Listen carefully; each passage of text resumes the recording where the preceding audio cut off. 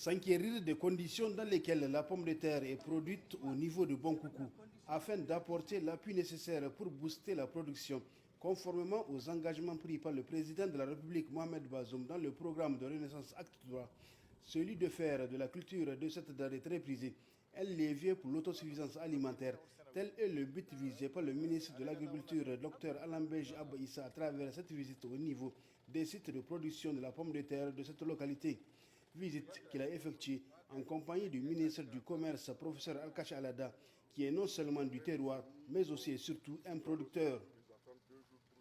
Cette sortie terrain intervient au moment où la récolte commence, une période cruciale dans la production de cette tubercule. Si Bonkoukou est connu pour sa pomme de terre, dont la production est estimée à 40 000 tonnes par an, cette quantité n'est pas tellement satisfaisante pour une localité vaste, traversée par le Dalol Bossou, dont le potentiel irrigable est 4 fois plus important que le fleuve Niger.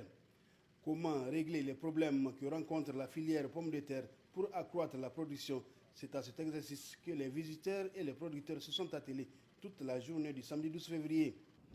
La première difficulté à régler est le coût élevé des intrants, semences et engrais. Au niveau du ministère de l'Agriculture, nous avons déjà entrepris des initiatives pour régler cette contrainte en demandant à des partenaires de nous aider à mettre en œuvre des projets pilotes de multiplication de semences de pommes de terre pour que cet intrant soit disponible à temps, à des prix abordables et en quantité au niveau national. La seconde entrave à solutionner est l'inadéquation des moyens d'exor. Ils nous ont suggéré qu'on aille vers des techniques de moins en moins coûteuses, telles que le solaire. Et si le solaire fait défaut, faute d'ensoleillement, il y a les motopompes à gaz. Puis enfin, si tout ça fait défaut, il y a les motopompes à essence ou à gasoil. Ils ont aussi posé le problème du système d'irrigation. Nous allons nous pencher aussi sur l'amélioration du système d'irrigation. Le troisième défi à relever, et pas l'un des moindres, est la conservation de ce produit périssable. En effet, la perte de production est élevée faute d'infrastructures de conservation ou d'unités de transformation.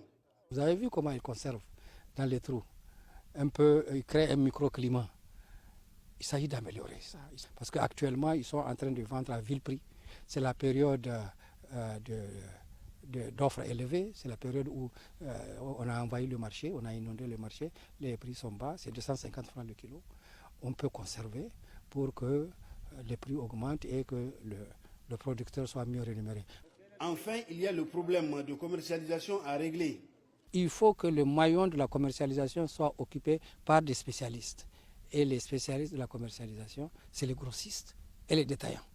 Donc il faut que ces fonctions de grossistes et de détaillants soient assumées par d'autres acteurs.